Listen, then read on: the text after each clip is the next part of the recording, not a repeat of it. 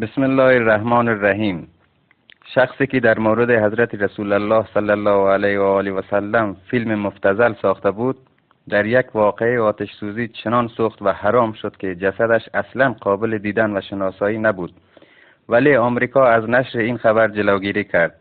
یک خواهر فلسطینی این واقعه را خواب دیده و گفته که هر کس این خبر را پخش کند 4 ساعت بعد پاداش این کارش را خداوند پاک می دهد.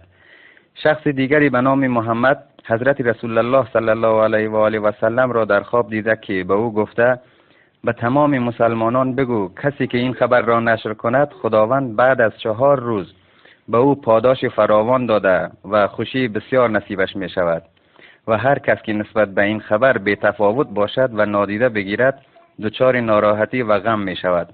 پس تا می توانید این خبر را نشر کنید تا خداوند پاداش این عمل نیک شما را هم در دنیا و هم در آخرت بدهد.